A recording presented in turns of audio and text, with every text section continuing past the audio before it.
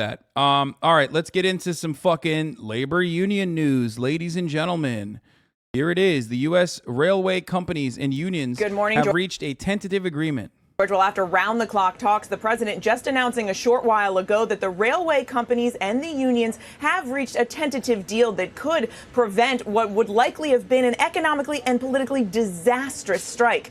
Now, talks, I'm told, lasted 20 hours. The president himself calling in around 9 p.m. last night to stress that any shutdown would have been catastrophic for the economy. The president, in a statement this morning, is hailing the tentative agreement as an important win for our economy and the American people. Now, talks had stalled over workers' demands for improved conditions, including scheduling sick time, but the president says that the deal reached is a win for thousands of workers, saying they will get better pay, improved working conditions, and peace of mind around their health care costs, describing that as all hard-earned. But the president is also describing this as a victory for the railway companies, who will be able, he says, to retain and recruit more workers. George.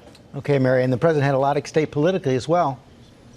George, the president had a lot at stake. He was walking a very tight rope here. Look, Biden prides himself as being a champion of labor. He often describes himself in speeches as being the most pro-union president ever. And we know he does like that nickname, Amtrak Joe, for his love of the train. Now, this is coming for months and months and months, by the way. Here's a much earlier news source about this railroad talks that were slated to be had a long-ass time ago. From all the way back in June and July, they were talking about this. And I remember, if I recall correctly, didn't Biden actually break this down by weaponizing the DPS before? Rank and file has not actually voted for this yet, so it's only a tentative agreement. The media is celebrating it like a dub, but the rank and file, from what I understand, is not exactly happy about the concessions made because they're not enough. I will talk to you about the details in a second. But railroad contracts talks remain deadlocked after more than 2 years of negotiations, so President Joe Biden will likely soon have to appoint a board to help settle the dispute.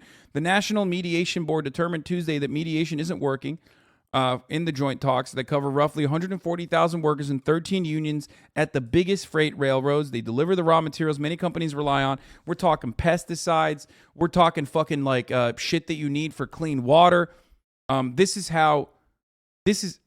Did I say DPS? I should have said DPA. I apologize. The Defense Production Act. I thought that Biden had also weaponized the Defense Production Act on this striking workers originally. Okay, or not striking workers. Hold on.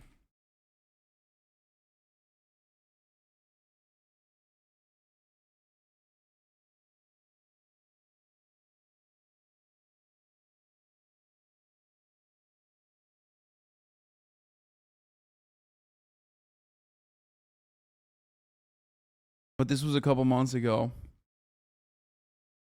I think he did it at the ports. No, he did it at the ports, but the railroad one kind of went under the radar. The federal law that governs the contract that talks says arbitration is the next step, but both sides have to accept that the unions have said that they won't.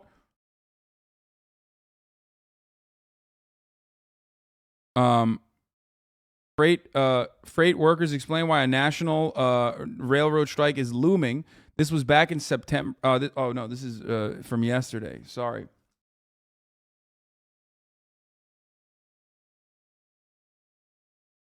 Anyway, Reach out. Even Newsmax themselves were shocked to learn from a railroad worker that they do not have. They don't seem to get paid time off. We're gonna talk about this in a second, though. We're gonna get into the details. I just wanted to cover the liberal media side of it first, because liberal media and the no. That this is not it. This has been going on for fucking 2 years, chat. I thought that this was an earlier article from like last year or something. I was wrong. This is not the article I was thinking of, but this is something that like people who cover labor news have been talking about for a while. It's been an ongoing issue. I mean, railway workers are getting absolutely fucking cumstered. Okay. Should have looked at my links in June. Yeah. Always ignored hints of life of a HasanAbi chatter. Okay, shut the fuck up. Okay, chill out. My dad works for BNSF, and they regularly overwork and exploit them. Just this weekend, he worked 24 hours straight. He also said that one year they gave workers a raise of just 1 cent. Chatter be like, hey, I know this is like, important national news happening, but remember when I asked you to cover it months ago. But with the midterms looming just 8 weeks away and his economic recovery essentially at stake here and on the line, the president had to find a solution and avoid this shutdown. There is no question this is a win for this White House, and there's definitely a sense of a huge sigh of relief here at the White House this morning. Bruce, thanks very much. But the rank and file, for the record, the rank and file are not happy about this circumstance, the contract, and even the current state of affairs. Here, let's we'll look at more perfect union. Update: the two largest rail unions have begun distributing strike information and FAQs to workers ahead of the Thursday night deadline for railroads and unions to reach a deal. Workers have been without a contract for 3 years and can legally authorize a strike beginning Friday. One of those two unions, Smart TD, yesterday urged congressional leaders to not intervene in the dispute and force a new contract onto workers. It is imperative the negotiations between labor and carriers be permitted to play out. Smart TD is asking supporters to write Congress with the same message. America's railroaders are telling you how to write in the course. Please listen. I'm humbly asking you to let them defend themselves, just as so many workers before have done. A survey of Smart TD workers found that they overwhelmingly oppose the federal mediator's proposed deal that includes no changes to attendance policies, sick leaves, or other priorities. Nearly 8 in 10 said they want the union to reject the deal.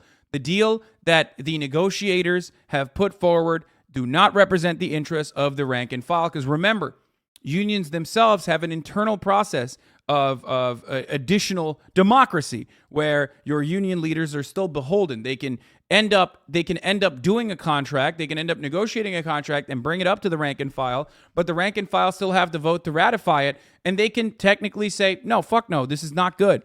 And if they don't actually, like the deal itself, then they could technically turn around and engage in the strike. There is a tentative deal that was reached this morning. This is from yesterday, but I want to hear more from the rail workers using their own words. Okay, using their own words right now on what pushed them to the brink. Okay, because it's important to recognize this, and you're not going to get this kind of coverage. You're not going to get this kind of perspective on mainstream media that literally have brushed this aside for as long as they did, and then exclusively brought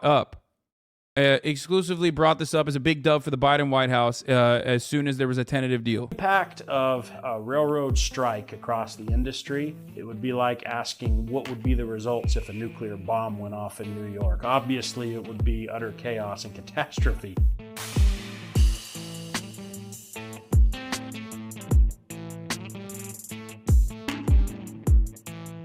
It seems intentional, like the railroad industry is intentionally trying to create an oppressive work environment so that they can reach their end goal and be able to give more money back to Wall Street.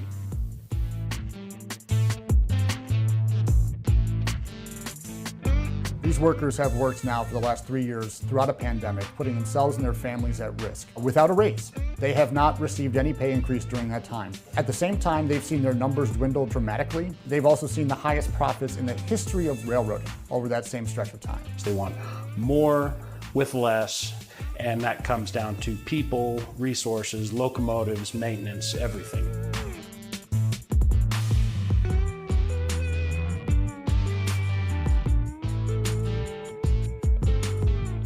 Railroads have laid off 45,000 people in the past 5 years. That means that they are completely incapable of meeting the demand that is placed on our economy. Just on duty time, you are very commonly working 80+ hours a week. That does not include the time that you're sitting at the away from home terminal. I mean, you might be away from home, subject to the railroad, not with your family, for 120 hours in a week.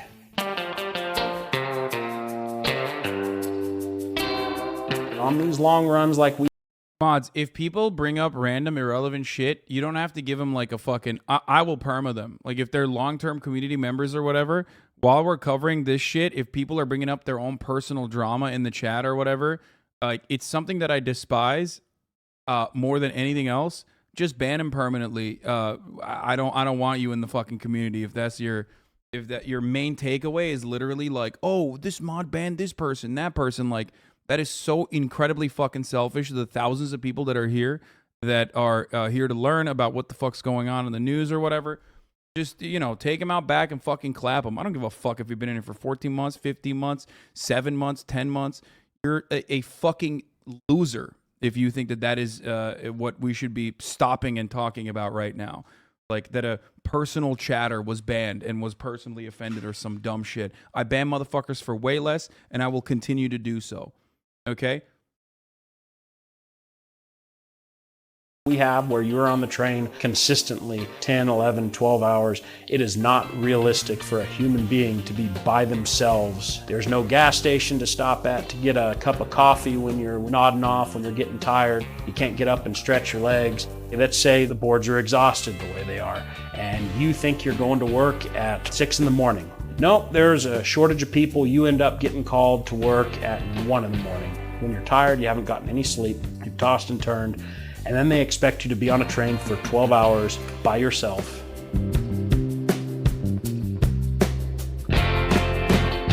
We used to be paid an above average salary because we work an above average lifestyle where we are gone holidays, weekends, but the way inflation is devaluing our purchasing power, that's not really the case anymore. You might only be making like $26 an hour gross when you consider the time that you were on the train, the time after your hours of service expired that you're sitting there in a siding, the time sitting in a hotel up to 16 hours without pay, and the fact that you're having to pay for those meals out of pocket. The sacrifice that we make is not being compensated. In this round of contract negotiations, I believe railroad workers as a whole want 4 things. An increase in their pay, they want to keep their health insurance, they want the ability to take time off when they're sick, when they need time with their family without being subject to an oppressive attendance policy, and we don't want to be forced to one-man crews the way the railroad wants to cram it down our throat.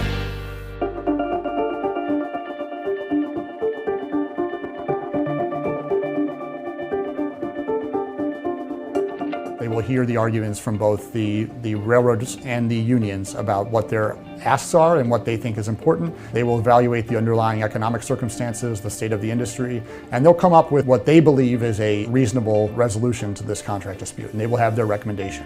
At that point, there will be another 30-day cooling off period where the parties hopefully will be able to negotiate off of what the recommendation is. When the cooling off period extends, then the parties will be released, so they would be free to engage in a work action. That would mean potentially a lockout or a strike. I definitely believe that railroad workers this time around are ready to strike. I think people are waking up to how important the supply chain is to their daily lives. I mean, that became very clear when we had these big slowdowns and we had empty storefronts, and that was based on underperformance. But no performance would have bigger impacts across the board. Imagine how bad the backlog would be if the railroad shut down for a week's time. Just a week. It would be enough that store shelves would be empty.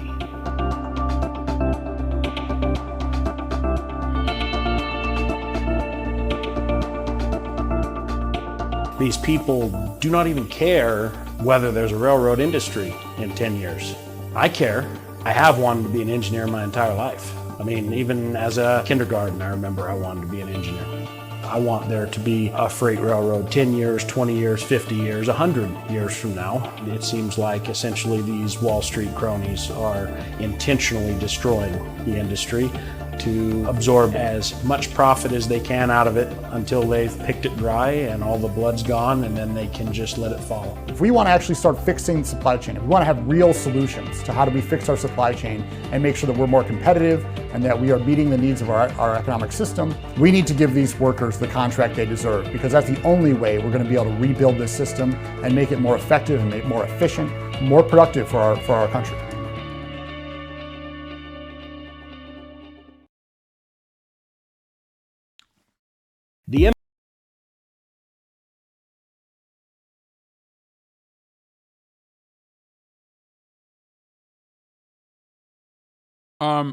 This is from yesterday, the Smart TD one.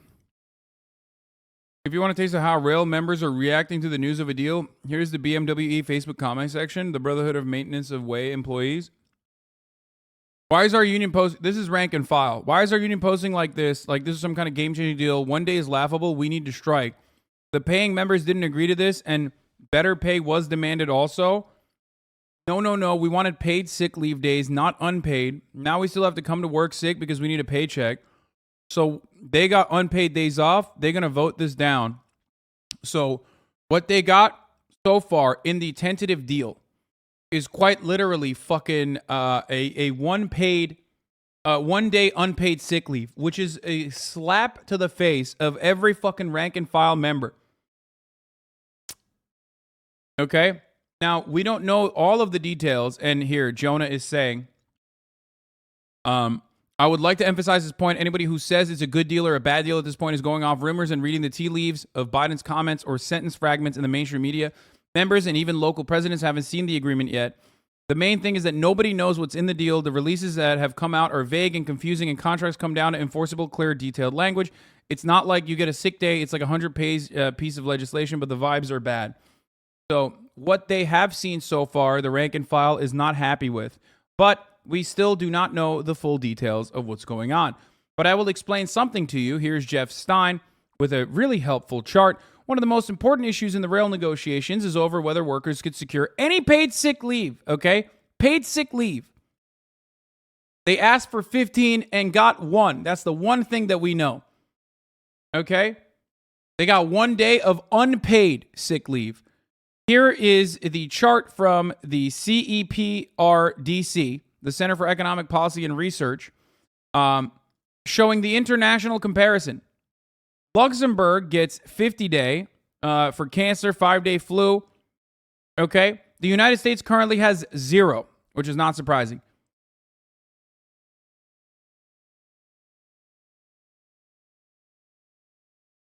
Norway's at 50, 5 at the minimum for just the flu. These are paid sick leave days, by the way. Belgium, 5 days. Sweden, 3.2. Denmark, 5 days. Netherlands, 3.5. No, not cancer 5 days. No, the cancer one. New Zealand is cancer 5 days.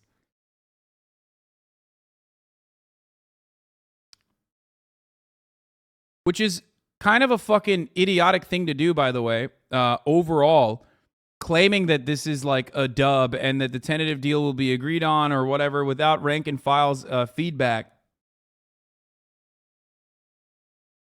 Without rank and file feedback is really dumb because it will blow up in Biden's face if they haven't actually reached an agreement. And people are not happy about it. President Biden just praising that tentative deal struck earlier this morning to avert a potential rail workers' strike, calling it a big win for America. And this is a win for tens of thousands of rail workers and for their dignity and the dignity of their work. It's a recognition of that. During these early, dark, uncertain days of the pandemic, they showed up so every American could keep going. They worked tirelessly through the pandemic to ensure that families and communities got the deliveries they needed during these difficult few years. ABC News transportation producer Sam Sweeney joins me now again just after that speech. Sam, before we get into the details, your thoughts. The speech was quick. It was to the point, sort of a political victory. A sigh of relief again for the Democrats. They were worried about this. They've been working several weeks on it. And last night, they worked late into the night, into the early morning, 20 consecutive hours to get the deal done. And the president's certainly happy about this 2 months before the midterms. And Sam, what were workers fighting for here? They wanted a pay raise, and they got that 24%. They're also going to get $1,000 a year bonuses. But one of the most important parts that they were hung up on was unpaid sick time. They wanted to be able to go to the doctors, take their kids to the doctors without being penalized. They were often working on a point system, and if they got too many points, they faced termination. And you have to remember, these train conductors and engineers are often assigned to a trip last minute. They last several days, and it can take them all across the country. So it is tough for the railroad company to come up with schedules, but also really take care of their employees. But they seem to have found a deal. This strike would have been the first in decades, as you say, crisis averted for so many Americans. How would this strike, though, have impacted the economy? What was at stake here? $2 billion a day. Our shelves. Not even fucking just $2 billion a day, baby. No medicine. No agricultural production.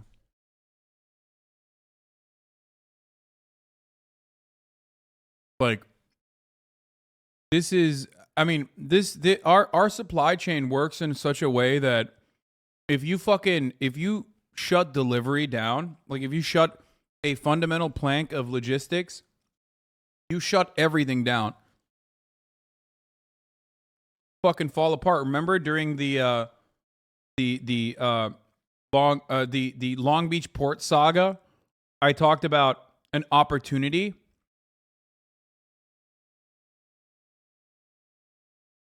for the dock workers to literally and delivery drivers, like the truckers and the dock workers, to personally intervene. Like, it was a great opportunity for them to do contract renegotiations if they saw, I mean, or not contract renegotiations, but like just to threaten.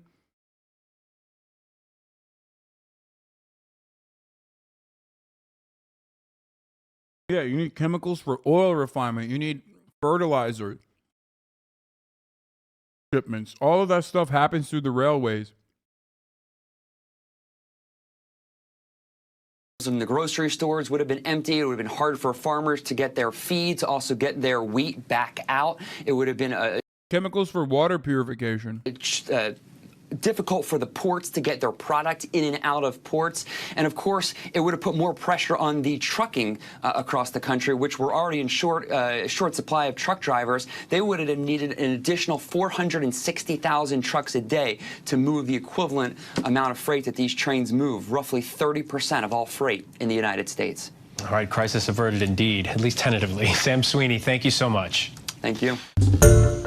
Hi, everyone. George Stephanopoulos here. Thanks for checking out the ABC News YouTube channel.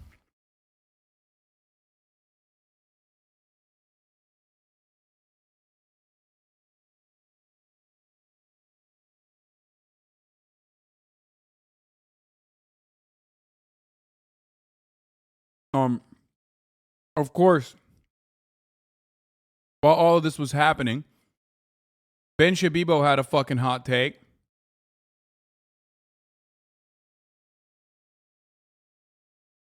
The entire Democratic union strategy is unions spend billions to get Democrats elected. Unions threaten to strike in advance of an election. Democrats force through an absolute sweetheart deal for unions. Declare victory. You pay for it. Once again, showing his disdain for... for the working class. Again, a sweetheart deal is like 1 day of paid sick leave, unpaid sick leave. That's psychotic. Biden calling into a late night meeting to ball out railroad executives for intransigence on sick leave and scheduling after Bernie blocked the GOP bill to force a crap deal on workers. We keep hearing about how this pro-working class GOP that will emerge any day now.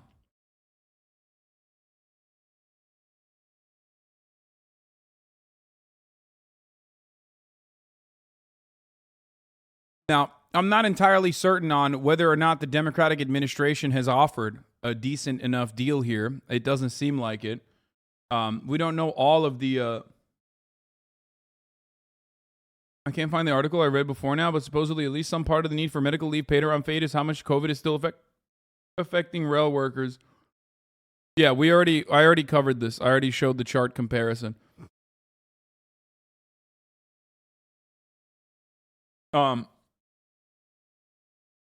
The average American would not know that we get fired for going to the doctor. This one thing has our members most enraged. We have guys who were punished for taking time off for a heart attack and COVID. It's inhumane, said Dennis Pierce of the BLET union.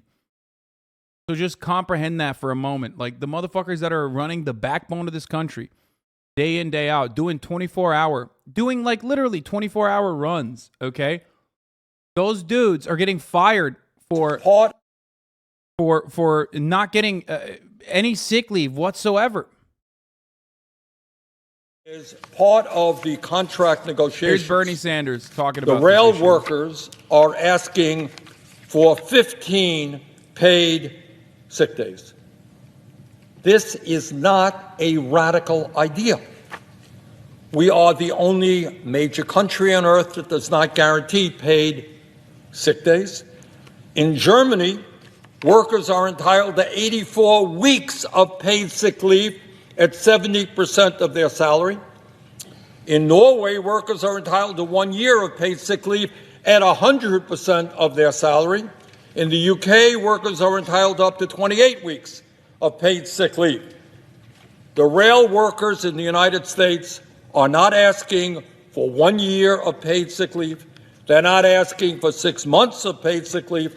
They are asking for 15 days. 15 days. Now, the rail industry has said, as I understand it, that they just cannot afford to do that, just don't have the money. And they say it would cost too much money to provide their workers with any paid sick days. Just can't afford to do it. Well, let's see. They made over $20 billion in profits last year. They provide their CEOs with huge compensation packages. And here's something else that everyone should know who's getting involved in this issue. Last year, the rail industry spent over $18 billion not to improve rail safety, not to address the supply chain crisis in America, but to buy back its own stock and hand out huge dividends to its wealthy stockholders. In fact, since 2010, the rail industry has spent over $183 billion on stock buybacks and dividends. So here is where we are, Madam President. It turns out that guaranteeing 15 paid sick days to rail workers would cost the industry. To play devil's advocate, aren't unions inherently anti-free market by forcing employers to pay above equilibrium, though through collective leverage? The profit is the obligation of private companies. There's a paradox. Not only do I want to nationalize this, and I want to throw you in jail for even trying to play devil's advocate in this circumstance. What the fuck do you mean the free market, dude? That's such an idiotic fucking take. I mean, what you're describing is unironically another facility, a facilitation of the free market where workers themselves are not seen as like an unshakable commodity, but instead a force that has some bargaining power. Okay? I don't know why you think these guys are just like slaves, you know? You just like, you're buying them like bags of rice. Like you're buying their labor as though it's bags of rice. What the fuck?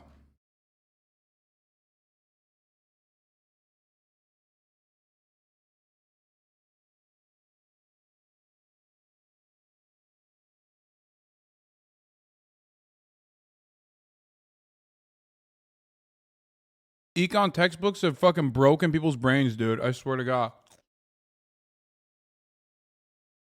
They literally just think like these aren't people like your dad, your uncle, your family members, but they're just robots. It's also additionally silly when we were talking about the railways, like the railroads, which is a fundamental plank of like our infrastructure. It is incredibly important for our national security. It's incredibly important for commerce to run, which is precisely why the government has to interfere. Like, there is no free market. Not a single piece of the fucking railroad is at this stage created or even run by free market. It's the exact same thing. Like, they took the government resources, they took the government money, and there's a private patina now on top of it, but it's still absolutely something that, you know, the government has to control.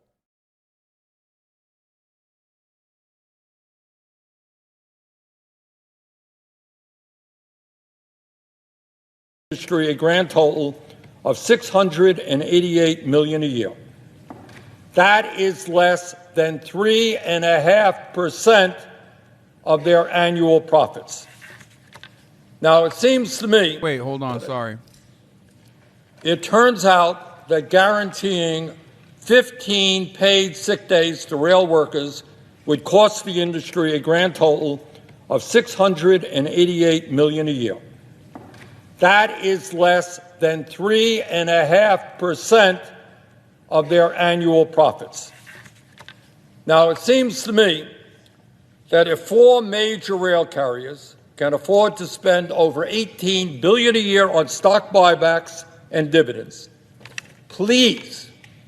Oh my God. That kind of shows that really, holy fuck.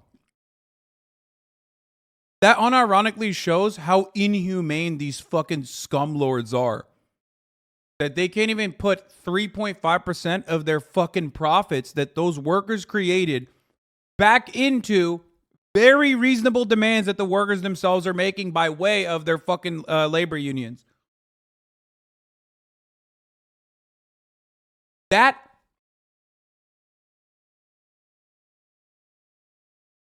That is completely, by the way, profits, chat, which is, of course, extracted labor value that workers, without any sort of like labor union, without any sort of mechanism of pushback, have no say over.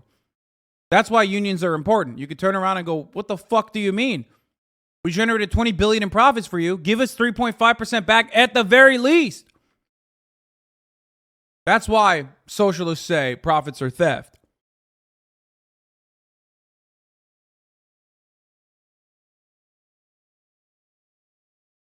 Oh my Lord.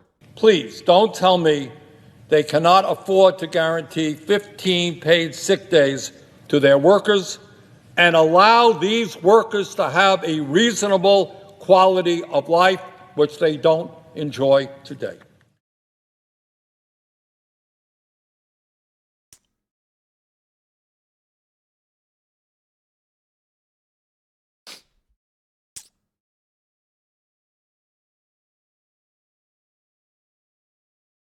What is this? Have you seen this TikTok yet? Less than 3 days, all the train workers in this country are going to go on strike because they can't get their weekends off. And so what's Warren Buffett's response? Meh, just blow up inflation until they stop fighting for better working conditions. Yeah, right now it is a race against the clock to avoid this major disruption to the supply chain. Tens of thousands of rail workers, they are threatening to strike as early as Friday. They're calling for better working conditions, and that threat is already causing issues. Amtrak canceling some trips going through Chicago, and some freight companies, they've now stopped accepting goods. Let me translate that bullshit for you. So essentially Warren Buffett and all of his train buddies are telling all the people that already ship goods to our country that they're not moving anything until the rail workers stop striking. Oh, and by the way, because this costs the United States economy $2 billion a day, they're trying to hold Congress and Biden hostage to get them to pressure the... Yeah, this is yesterday.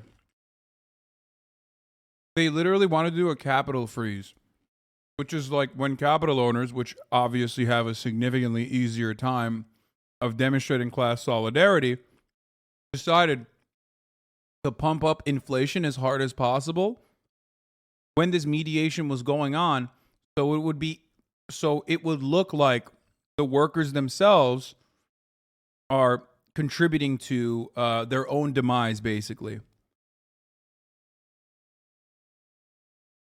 I really feel like people are not appreciating that Warren Buffett and his friends are shutting down the supply chain to force Congress to mandate 125,000 railroad workers to go to work with no weekends. Yeah. So think about that. Capital owners also have this fucking part of the bargain as well.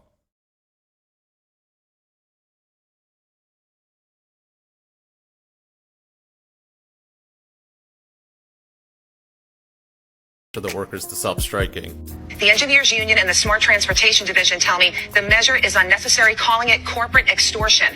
Quote, the railroads are using shippers, consumers, and the supply chain as pawns in an effort to get unions to cave into their demands. Congress must not cave into what can only be described as corporate terrorism. Just to simplify, we get shit in grocery stores either by train or truck, and trains make up 40% of everything on the shelves. The train companies know that they're an essential part of the American economy, so they just hold Congress hostage to squash these union strikes. But like, they're...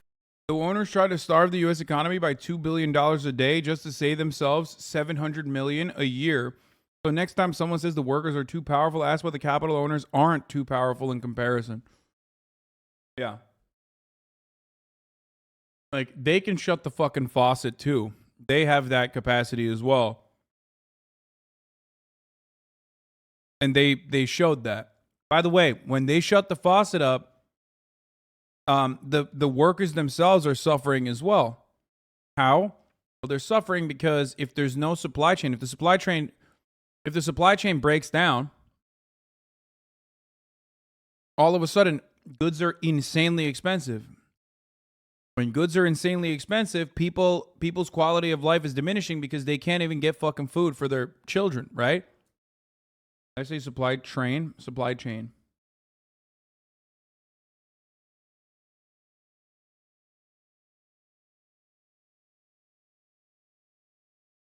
But of course, if the workers themselves did not get the actual fucking contract that they wanted, the same effect would happen here as well.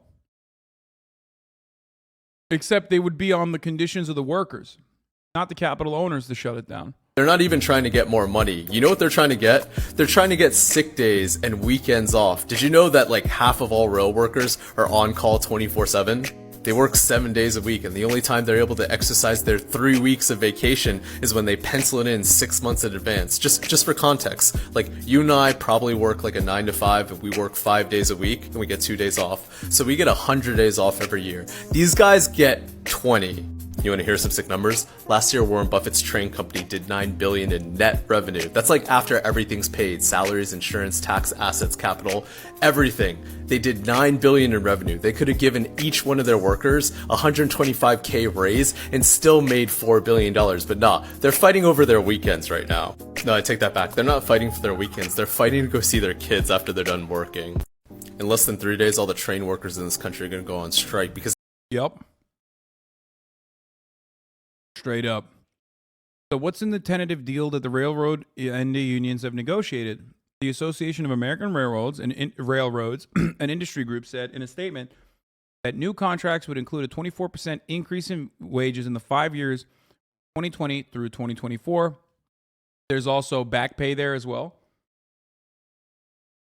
When the agreement is ratified. In addition, the agreement gives workers one additional paid day off and an ability to attend medical appointments without penalty, labor union said. Measures that are intended to ease what workers said was a rigid scheduling system that didn't allow them to take care of their health or take personal time they needed.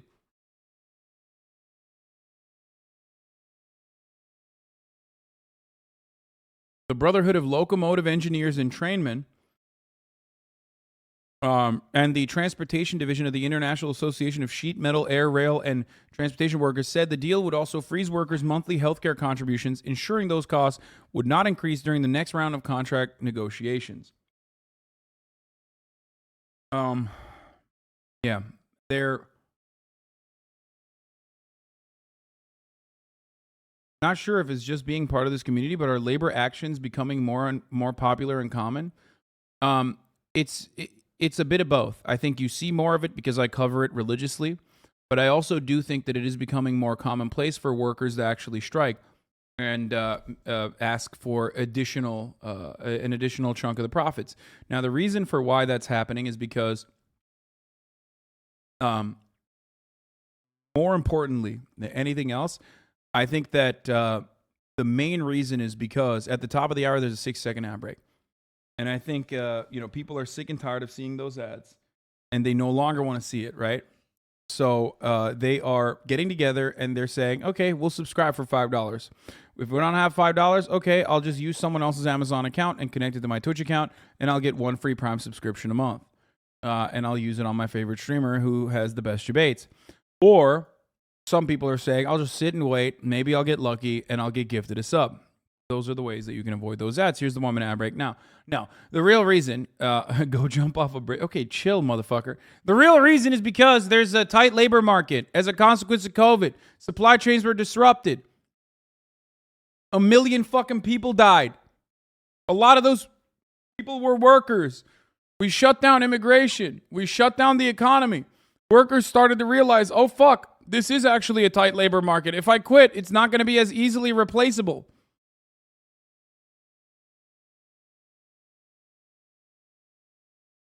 Thank you, Obama Beats Freak Kebab for the 5 gifted subs. Light Switch Liquor, thank you for the 5 gifted subs as well. And Jace2571, thank you for the 5 gifted subs. And another 2 gifted subs, along with 7 people to no longer see the ads. Yeah. Similar to what happened after the Spanish flu of 1918, it helped to kickstart decades of labor militancy. Yeah. One of the things that capital fears the most, is a tight labor market that actually reflects the normal economic conditions within a tight labor market, where labor has a better bargaining position. Why do you think people want inflation to fucking rip dicks? Why do you think people actually also personally want workers to, be poorer overall, so they have less of a negotiation, less of a interest in negotiating with their bosses? Okay?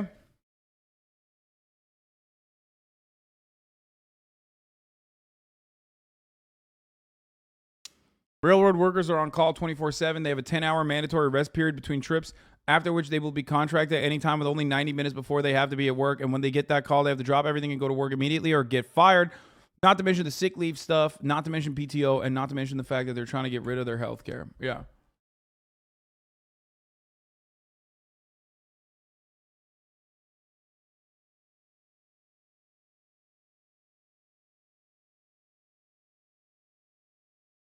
Neoliberals always claim that shitty wages and working conditions are fair because of the market mechanisms, and when workers through unions apply whatever little pressure they have on capitalists, literally a market mechanism, they still shit on them.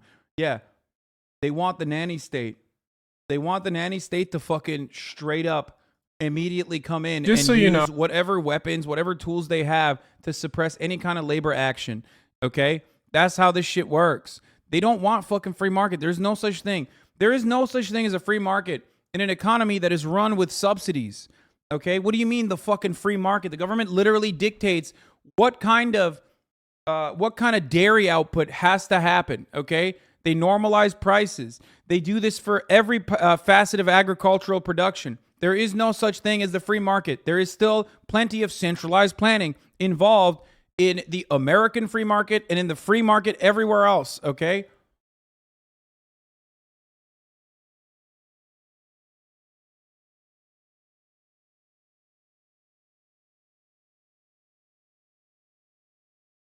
Speech from Teamsters leader Sean O'Brien.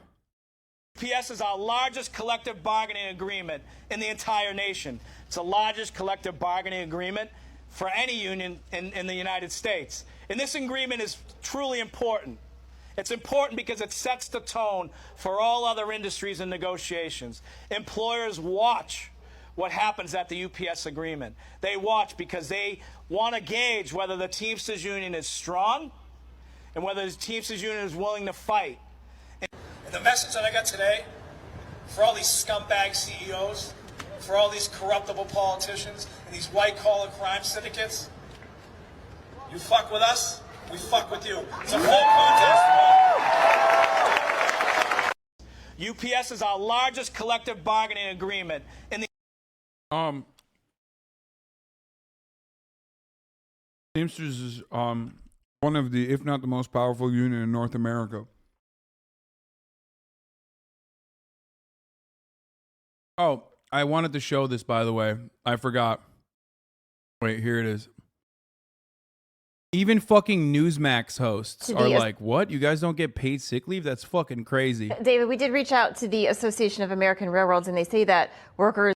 By the way, I love this, okay? Straight up, I'll say it. This guy's got a fucking Blue Lives Matter Punisher flag, and he's wearing the most fucking communist shirt that you could ever see. That is how unions work. That's why I was trying to tell you, it's not about left, it's not about right, it's about what's right. It's about justice, it's about the appropriate mechanism of pushback. Okay? Labor unions do not have to all be fucking... Labor unions do not have to always be fulfilled by people who are running around and defending or trying to take away people's guns and like defending trans rights or whatever. It's just it is completely removed from our binary understanding of American politics. And this is something that a lot of you should recognize. Okay? It doesn't fucking matter. You don't have to be a Democrat to be a union member. You don't have to be a Republican to be a union member. There's no such thing. It is just a mechanism of pushback. It is just fair. Okay? get sick days and paid time off. But what I want to talk to you about is, what does this mean for Americans if you do go on strike? Well, whoever told you we get our sick days is manipulating the data. We get paid time off that we earned the previous year before. Before the new policy came about, we were allowed to take 5 days off and 2 weekend days off a month. Now we could take virtually 1 day unpaid off a month. And then the only other time we could take off is our paid time that we had to earn the previous year. Yeah, that does seem ridiculous. They would never let airline pilots do that. Is that Exactly. issue number one for members of the 100%. unions? He's saying labor does not contribute to profit. Is number one.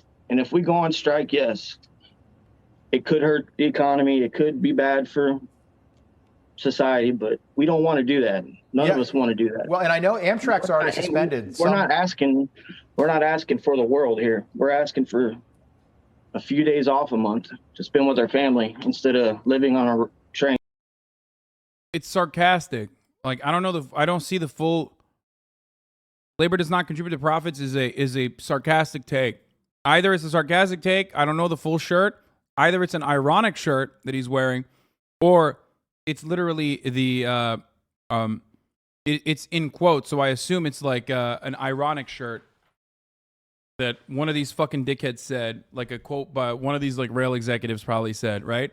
Because the entire point, and this is something that they teach you in when you join a union, something that you learn immediately, is the classic take that you've probably heard here time and time again. There is no value without labor.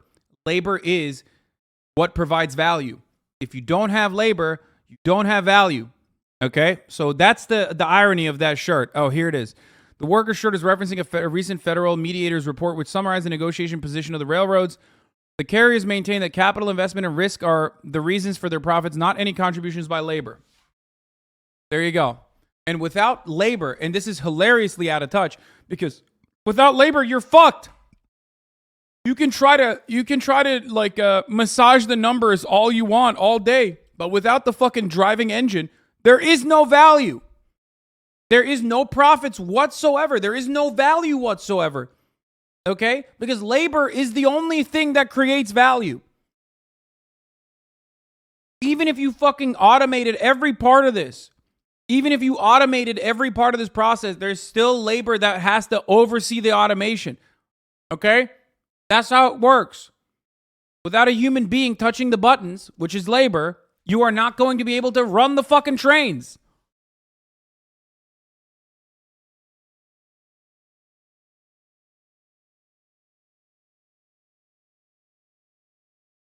This is perhaps the most fundamental part of the socialist indoctrination or the socialist understanding is the recognition of the reality that without labor, there is no value. These capitalist dogs might have fucking broken their brains for staring at numbers far too long in front of a fucking Bloomberg terminal, thinking that they are the ones who are generating profit, actually. Massaging the fucking numbers is actually the real thing that's generating profit. Stock buybacks and this sort of thing is actually what is improving shareholder value.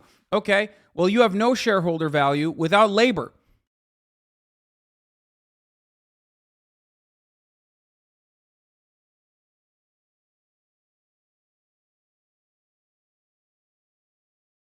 That's how it goes.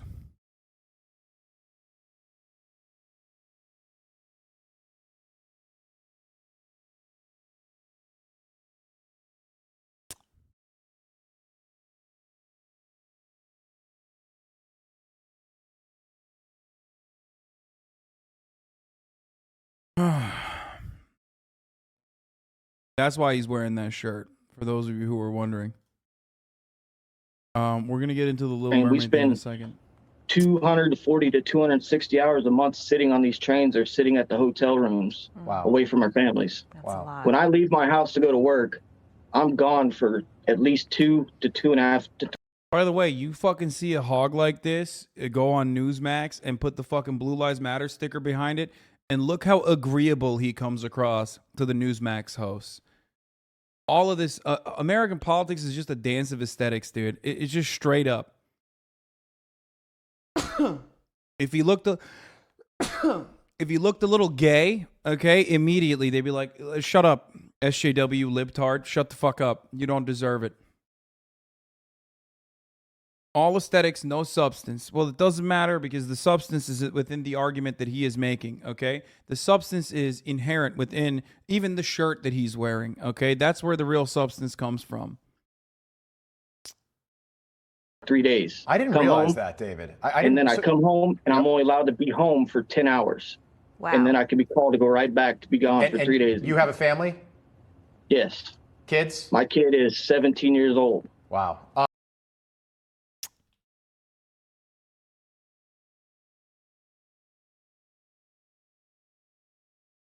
A lot of people are wondering why the railroad is facing a strike. It's not money, folks. That's been ironed out already. It's quality of life issues. About 50% of railroaders are on call 24/7 unless they're on personal time or already at work. We don't have a schedule. There isn't one. We are on call. After 16 years, I get 3 weeks vacation and 9 personal days a year. That's it. About 30 days. And the railroad wants that to be scheduled. How do you schedule a funeral in October if it's only in February?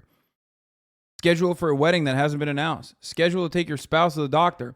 Most people get 2 days a week off. With 52 weeks, that's 104 plus days plus 2 weeks. So that equals 118 days off over the year. I get 30 for the year. The railroad is trying its best to make us look like the bad guys here, but we're not. We just want to see our family and live a little. That's fucked up, man. How dare they? This guy says, how many days do the veterans still in uniform get off and have to be scheduled? Wait, what? They do get more than 30. It's about money? Wait, they do, though. Also, fuck yourself, dude. God damn it, I fucking hate these people so much. Fucking Ukraine flag in the bio, ass neoliberal shithead, dude. Holy fuck.